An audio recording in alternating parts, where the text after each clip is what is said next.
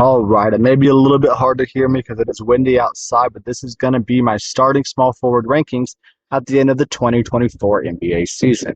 At number 30, we're going to have Tumani Kamara. He was not a very good, starter this year. He averaged about 8 points, 5 boards, 1 assist, 1 steal on 45-34 split. He's a rookie, so good numbers for a rookie, but not a good starting small forward in this league. Number 29 is going to be Julian Champagny. Not sure if I said that name right at all. He averaged about 7 points, 3 boards, 1 assist on 41-37 splits. A solid 3 point shooter, so it could be a decent role player, but certainly not a good starter in this league. Number 28 is going to be Dylan Brooks. He was not the best player this year, obviously. He's not been one of the best players, really, ever. We haven't really expected much out of him, but I did expect a little bit more than he was this year. He averaged 13 points, 3 boards, about 2 assists on 43-36 split, which is solid, but he's a solid role player, not much more. He should not be a starter, I don't think, in this league. Number 27 is Taylor Hendricks. He was a rookie this year, was pretty solid, averaged 7 points, 5 boards, about 1 assist, 1 steal, and 1 block almost. So pretty good defensively. Averaged 45 and 38 splits, pretty solid as well. Definitely think he can be one of the better two-way players in this league in the future.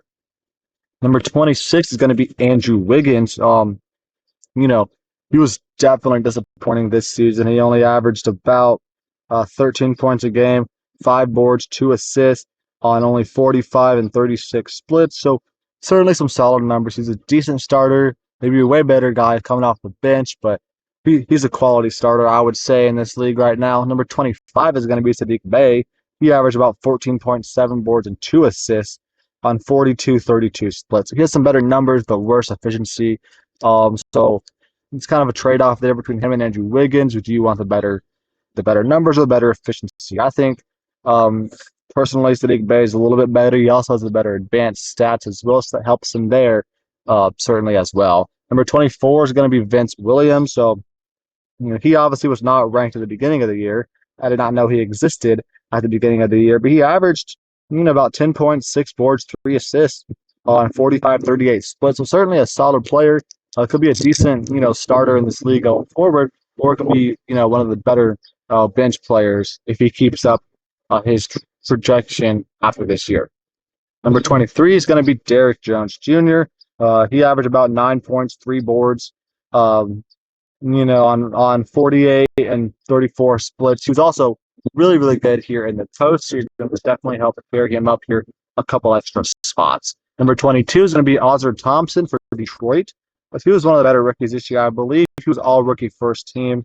He averaged about 9 points and 6 boards and 2 assists with 1 steal and 1 block on 48% shooting, which is good. He's not a 3 point shooter, only shot 19% on threes, so that's not a good look there. But defensively, he is really good.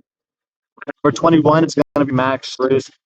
This season, he averaged about 12 points, 5 boards, 4 assists with 1 steal a game on 42-35 splits. You would like his efficiency to be a little bit higher, but he's certainly a quality player, and he was also pretty good in the postseason for Cleveland. Number 20 is going to be Harrison Barnes. He's been a solid quality starter for like the last 7 years or so at least, but not much more than that. He averaged about 12 points a game, which is solid. It's kind of what he's been doing basically for the entirety of his career right now, shooting 47, 39%. Good numbers as well. Solid defender. So, he's the same guy he's been for the last 7 years. Grayson Allen's going to be at number 19. He averaged 14, 4, and 3, shooting 50% from the field and 46% on threes. He was not very good in the postseason, but his regular season numbers, shooting 50% from the field and 46% on three, are really, really good. Number 18 is going to be Lu Dort. Lu Dort was really good this year, averaging 11, 4, and 2 with 1 steal and 0.7 blocks a game. He shot 44% from the field and 40% on three, a career high in three-point percentage. He was really good in the postseason as well, offensively and defensively. It was a really good reason, a big reason of why OKC made the conference finals. Number 17 is going to be Aaron Nesmith. Did not expect a whole lot of coming out from this guy coming into this season. He averaged about 12 points, 4 boards, 2 assists, 50% and 42% on three. So Really good shooting splits from him. He was also really good in the postseason for Indiana. It was a big reason why they made the conference finals as well. Number 16 is going to be Jaden McDaniels. He was really good this season. Um, he shot, or what was that? 11, made 11 points, 3 boards, 1 assist with 1 steal a game as well. Shot 49% from the field and 34% on three. So he was a really good player defensively here. A big reason why Minnesota ended up making the conference finals. And I apologize for saying that OKC made the conference finals. OKC only made the second round. Yeah. Number 15 is going to be Brandon Miller. He was one of the best rookies this season, clearly. He averaged 17 points, 4 boards, 2 assists, on 44-37 splits. So I certainly think that he has very clear all-star potential going forward. At number 14 is going to be Deni Avdija. He made a really big leap this year, I think. I did not have him, ranked coming into this season. He was not projected to start. I did not have him ranked on my bench as either. He averaged 15, 7, and 4 assists a game on 51-37 splits. He made a huge leap. He's a really good impact player for the Wizards this season. I feel like he definitely, at this trajectory, could be an all-star caliber player, as early as next season. Number 13 is going to be Herb Jones. He averaged about 11 points, 4 boards, 3 assists, 1.5 steals, and about 1 block a game. He's doing really, really good. Averaged 50% from field, 42% on threes, and was really solid in the postseason as well. Number 12 is going to be Kelly Oubre. He's pretty much just been a good scorer, and that's about it. He's a really good scorer. He averaged, over 15 points a game, 5 boards, 1 assist, 1 steal on 41 splits. Not the most efficient player, but still a really solid scorer. And he was decent in the postseason as well. Better in the postseason, I would say, than he was in the regular season. Number 11 is Franz Wagner. He averaged about 20 points, 5 boards, 4 assists, 1 steal a game, shooting 48% from the field and 28% on threes. He did not do much better in the postseason. I don't think he shot well in the postseason at all, but, still a really solid player. Certainly one of the better small forwards in the league, but not necessarily quite at the top like I projected him at the start of the season. Number 10 is going to be OG Anunoby. He averaged about 15 points, 4 boards, 2 assists with 1.5 steals a game on 49-38 splits. One of the better players here for the Knicks after they made that trade. It was a big reason why they did as well as they did in the playoffs. Number 9 is going to be Michael Porter Jr. He averaged about 17, 7, and 2 assists a game, shooting 48% from the field and 40% on threes. He was a little underwhelming in the postseason, but still a pretty solid player and definitely one of the better scorers in the league. But certainly would like him to be a little bit better of a facilitator, but he hardly ever passes. Number 8 is going to be Chris Middleton. Chris Middleton was really good this season. Averages only 15 points and 5 boards and 5 assists in the regular season, but he averaged over 20 points a game in the postseason without Giannis and Damian Lillard for some time.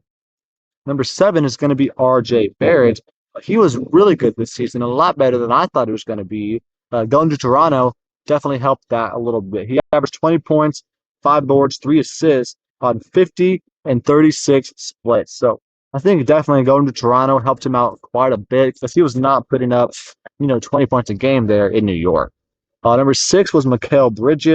He's one of the better two-way players in the league, I think. Certainly not like to the level of Paul George or Kawhi Leonard or something like that, but certainly still a really good offensive player and a really good defensive player. He averaged about, 20 points a game this season, 4 boards, 4 assists, 1 steal a game, on 44-37 split. Just really solid numbers for him. Number 5 is going to be Paul George, who, again, one of the better two-way players in the league, certainly better than Mikal Bridges. Averaged 23 points a game, 5 boards, 4 assists, with 1.5 steals a game on 47-41 splits, and was really good in the postseason as well. Number 4 is going to be DeMar DeRozan. He was really good this postseason as well. Sorry, I gotta pause the video. Okay, I'm back. Sorry, my dog's kind of being annoying, but DeMar DeRozan was really good this postseason. Or I'm sorry, this season averaged 24, 5, and 5 on 48-33 splits. He was really good in the couple playing games the Bulls had as well. he's one of the best scorers in the league still at this point in his career, which is kind of crazy to think about sometimes. 24 points a game is not like crazy, but he shot pretty efficiently, at least from the 2-point range. Yeah. Number 3 is going to be Jaylen Brown. He averaged 23, 5, and 4 assists on 50, 35 splits. Also, was amazing in the postseason.